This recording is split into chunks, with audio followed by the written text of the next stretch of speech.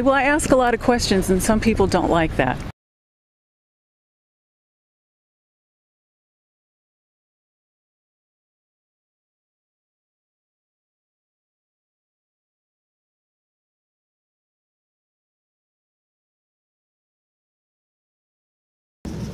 Environmental justice to make sure the low-income population households and also minorities,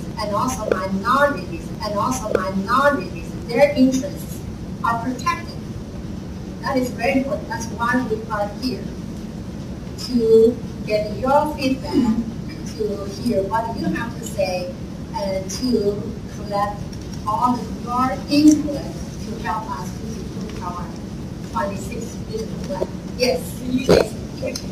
Can you define what the minorities are? What minorities are you protecting?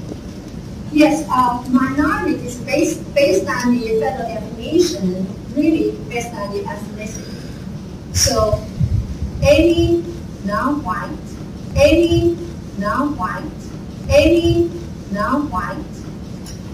ethnicity, including African American, including Asian, including Hispanic. So you would be considered a minority? I would say so. So by the federal definition, yes. Okay, I just want to understand what you're saying. Yes, absolutely.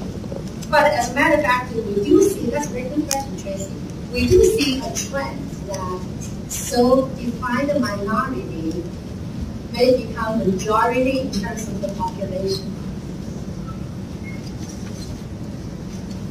So if there's less Caucasian people, then are they the minorities too, or not? Caucasians are still considered as non-minority by definition. So where we live in Montana, Hispanic people are the majority. But In numbers. In numbers. But that's not what you would consider a minority. So because there's less Caucasian people, that's not a minority.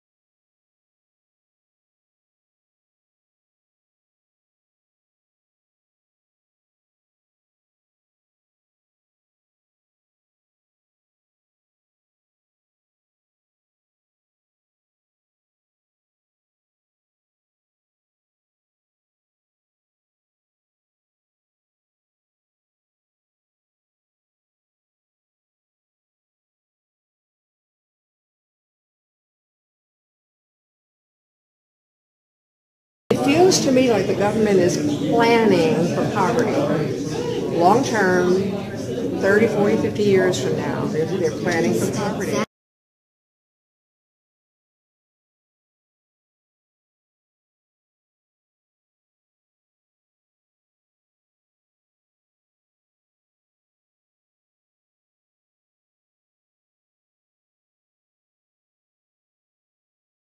Are any of you willing to explain why you support this? Certainly. Sure. We want access for all. We want... There's already access for all. We would like it to be, fair and equal access. We want things to be done in a way that is, community oriented. Right now, there is no access.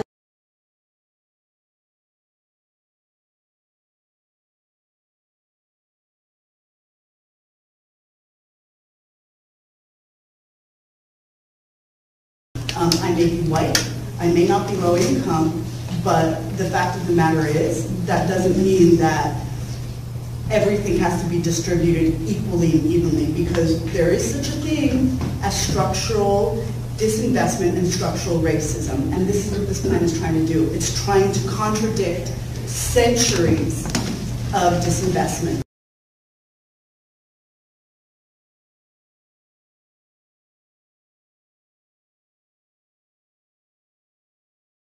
Okay, so we're here at Scag, and I like this car because I have a natural gas car. So this I approve of. This will probably be one of the only things I approve of while we're here. So let's start it out on a positive note. Okay, Keck School of Medicine, USC, the built environment and public health, looking at health outcomes and transportation planning. So somehow transportation is related to health. I'm not quite sure how that works, but we can read this poster and figure it out.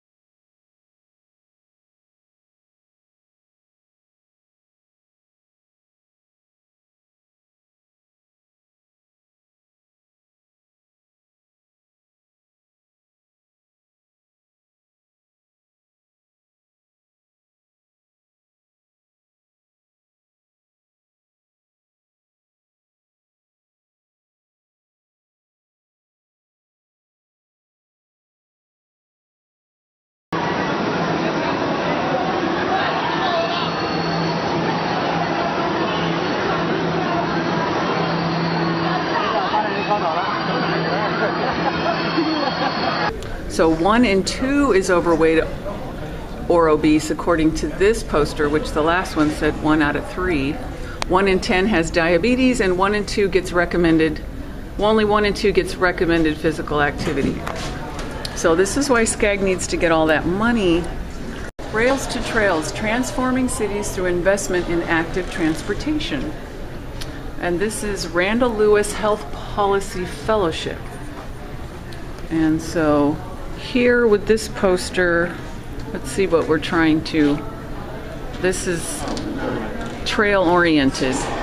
Second door, I think. Okay, so 82% of adults and adolescents do not get the recommended amount of physical activity, which leads to $147 million spent dealing with obesity.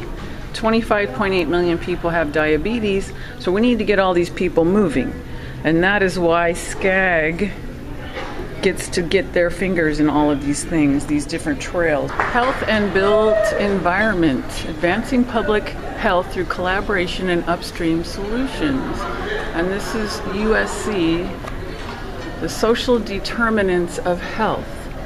Social and community context, health and healthcare, neighborhood and built environment, education, economic stability, public health outcomes. Are communities that are sometimes threatened or intimidated by giving comment in a language that isn't as comfortable to them. So those are kind of the things that we're thinking about and we're looking at when we're building the high-speed train. Thanks. Are communities that are sometimes threatened or intimidated by giving comment in a language that isn't as comfortable to them. So those are kind of the things that we're thinking about and we're looking at when we're building the high-speed train. Thanks. Who is a Metro customer? Please raise your hand. Why aren't all the rooms, why aren't all the hands in the room up? Because if you've driven through LA County, if you've even visited LA County, you are our customer. We are in charge. We are operators, planners, and builders of the transportation system in Los Angeles County. And I think that's the first, when I tell people that, it's like, oh wow, it's not just about buses. I mean, we are operating rail in LA. We're coming up to our 25th anniversary of rail. And there's been a sea change, and it's funny because 20 years ago, I was involved in building what is now the Metro Orange Line, and there was legislation that prohibited any kind of rail in the San Fernando Valley, and now, 20 years later, people are saying, why isn't it a rail project? So we've seen a sea change of no, no, no, to more, more, more. This is dictated by your wishes and your commands. In terms of public involvement, it's not only having the meetings in Spanish, It's also having the meetings online. So in terms of engaging the public meaningfully, the agency takes public outreach from a very high-tech, innovative process. We embrace all types of social media. We collaborate, and we come up with campaigns like Carmageddon. Who hasn't heard about Carmageddon? So we not only have our meetings in Spanish, and I'll start a meeting by saying, buenas tardes, ¿cómo están todos? Let's start talking about transportation. We talk about public outreach, and we talk about it's like voting in Chicago. It's like voting in Chicago. It's like voting in Chicago. You want to public outreach early and often, right? Voting in Chicago, they say you want to vote early and often. Voting in Chicago, they say you want to vote early and often. With public outreach, you want to outreach as early as you can, right? And you want to do it as often as you can. Because with human psychology, you want to minimize surprises as much as you can. The more lead time that folks have in terms of knowing about the project often will minimize the amount of opposition, because folks don't want to be surprised when those bulldozers show up. They may not like your project when you talk to them about it, but the fact is if you're reaching out to them and engaging them and talking with them about it, they're much less likely to turn out to oppose it. Hey, thanks, sorry. I'm in Laguna Hills as a councilman, and we're in the middle of the advanced meter project, and your team did an amazing job. We had some folks that were residents that were very concerned for a number of reasons, and your team, they knocked it out of the park in a better way than I've seen in most of the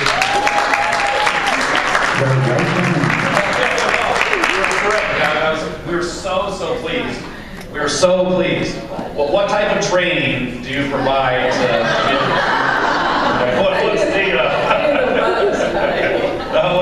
how do you find folks that do such a wonderful job? What can other agencies do? All right, well, I think that's a really good question. To be honest, my background was as an organizer and running political campaigns before I got into utility work. I left the utility to do a lot of projects, generally very controversial, hydrogen pipelines, power plants, always dealing with controversial subjects. What I look for, and when I look out at all of my people, they have, in some way, they're political operatives. They're political operatives. They're political operatives. They're political operatives. They understand what's going on in the world, what's going on in the communities that they live in, and they care, and they want to make a difference. And you need a person like that. And they could be an engineer, or a scientist, or a writer, but they gotta be engaged in the world, want to have and maintain relationships with people, and they want to influence or make a difference. And that's what I look for, and as I look at all my folks, they look for the same folks, and I think that's what we have, and I'm proud of it, so thanks guys. And great compliment. So if you have the spectrum in front of you, or if your neighbor has it and you don't have it, it's from a group called IEP2, the International Association for Public Participation, and they offer training. So if you want to take a class, and you want to be a certified public practitioner of outreach, or whatever it is that they're called, I highly recommend it. They have a 5-day course and they have a 2-day course, and you can find them on the interwebs, on the AOLs, and they have a lot of expertise in public participation in terms of what works and what doesn't work.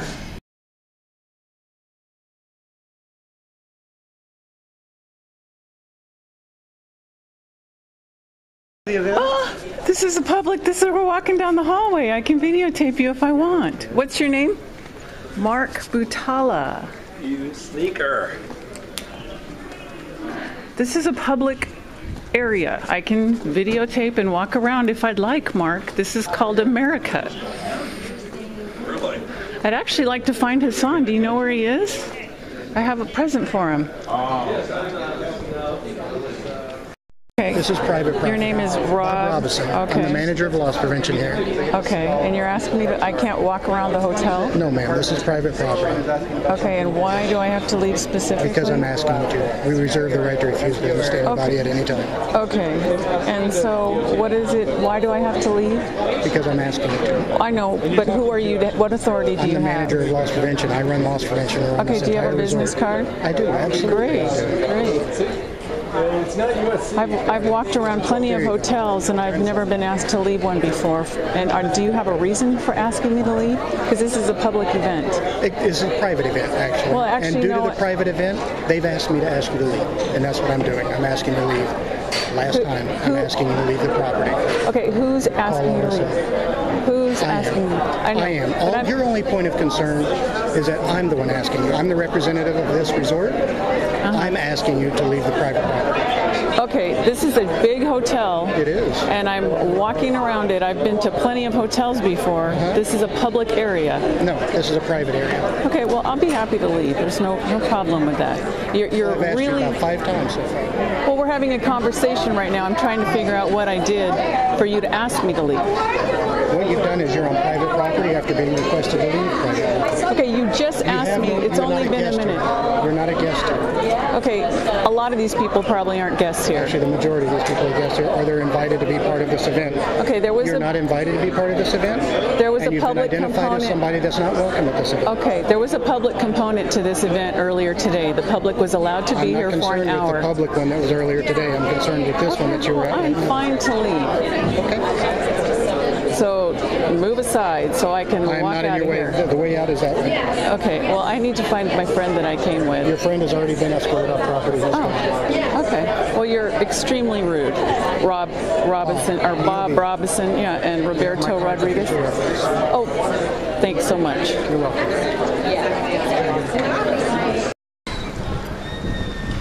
Okay, so this guy is escorting me off the property. Where is my friend? You don't know? Property is not our business. We don't Okay, well, where does your property end? Like right outside on Country Club Drive, that's where it is. Oh, okay. Well, you're extremely rude. I mean, just honestly. I've walked through hotels in Hawaii, all kinds of places. And normally you can go through in Hawaii, all throughout the world. Okay. And I've never been asked to leave a hotel property. Okay. So I'm not quite sure who you work for. You've got a little thing on your, what is that? It's the same as it's on the business card. What is it? Are you like a rent-a-cop? What exactly are you? Are you law enforcement? We go by different names. You can call us rent-a-cop if you want.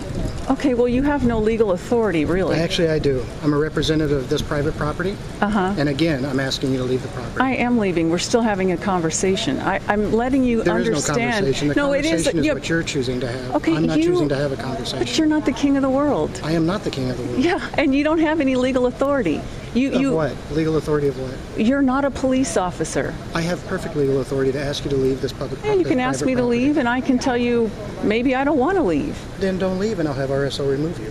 Who's RSO? Sheriff's Department. Oh, Riverside Sheriff's? Yes, ma'am.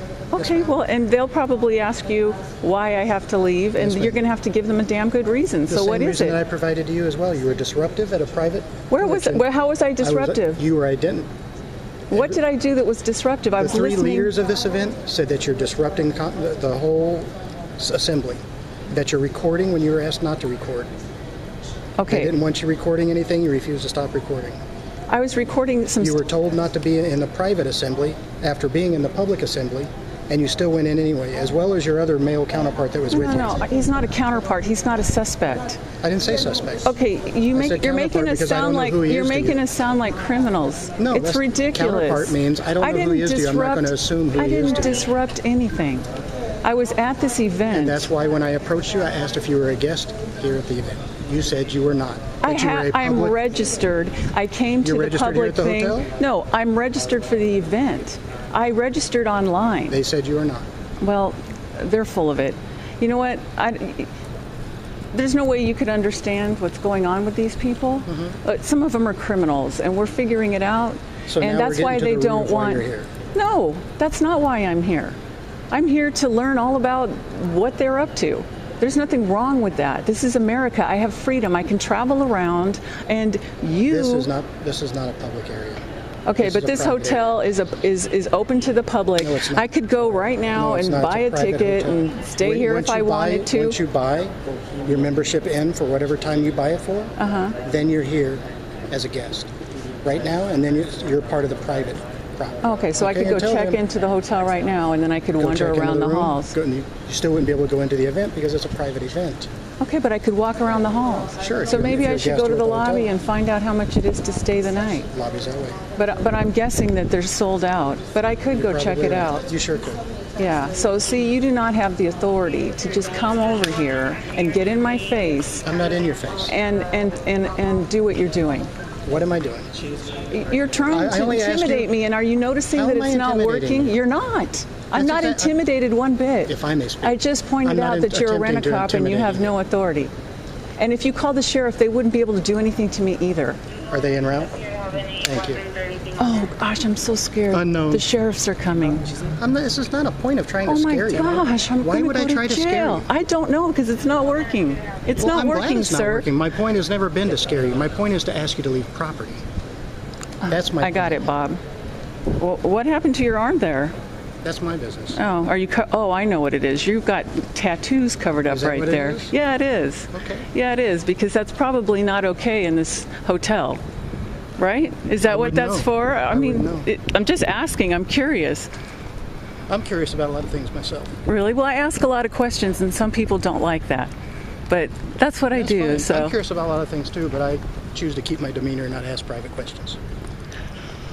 Okay, whatever. I'm not debating you. I'll go to the discussion. Right? I'm going to go find out how much it is to stay here. Maybe I'll get a room. Actually, at this point, you're going to be leaving property. You said I could go find out how much it was. You could have. Oh, but because I asked about your little arm thing, now I can't get a room here? No, it has nothing to do with my little arm thing. Do you know where your vehicle is? Are we going the right way? I don't want to lead you the wrong way. Well, yeah, I kind of know. I think I got to go that way. Okay. Yeah. You have a good day, Rob, or Bob, or whatever the heck your name is. My business card's right there if you need remembering who I am. Yes, I'll look you up when I get home. Okay. I'm guessing you might have a criminal record.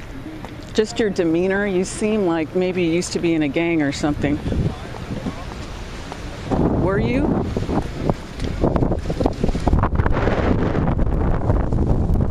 Okay, can you get away from me? No, ma'am, not I can walk to my car without you tailing me so closely. You can observe me from afar. I'm leaving. Look at these guys, they're ridiculous. Rent-a-cops.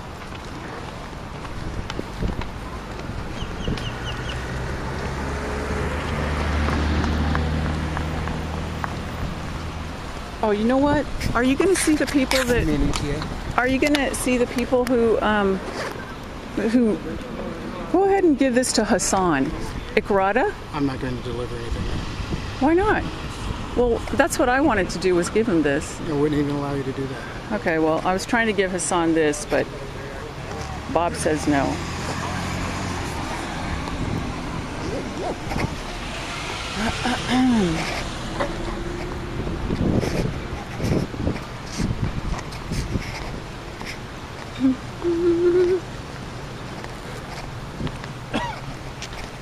This is going to make a great YouTube video, by the way. Do you want the channel so you can find it later? I would like that, yeah. Yeah, and then you can watch what these people are up to. You can educate yourself. It's going to affect you. You live in the counties that they have. Yeah. You ready for toll lanes? Vehicle mileage tax? That's all coming. So you enjoy that. Do you want to be tracked in your car and have toll lanes? Actually, I don't. Oh, well, that's what these people are going to bring. So watch some of those videos and educate yourself, and you'll see what Hassan Ikrada is all about. He's the head of Scag, and he's the one who had you kick me out. So you'll see. There's a reason they're having me leave. I believe you. Yeah. But the point is, had you entered the hall and it was your private event and you asked me to ask Kasani, then I would have done it. You know what? If you watch some of those videos and educate yourself, I'll feel really good about it. So, thank you. That'd be great. Would you like one too? Because you're probably going to end up on YouTube too. You might as well. Don't you like to see yourself? No, thank you. No. Okay. Alrighty. Well, you have a good day. You be safe. Oh, I will be. Okay. Bye. Watch the videos. You're going to be shocked. New at 6 o'clock, an appeals court says police do not have to turn over records of license plates that are electronically scanned. The court agreed with an LA judge who said the records are exempt from disclosure because they relate to law enforcement investigations. The ACLU and Electronic Frontier Foundation were seeking the records of the LAPD and the LA County Sheriff's Department in order to assess the scope of government surveillance. They claim the records are collected indiscriminately and could be used to track anyone, such as political activists. But the police say they only catalog the information to track vehicles that are involved in crimes.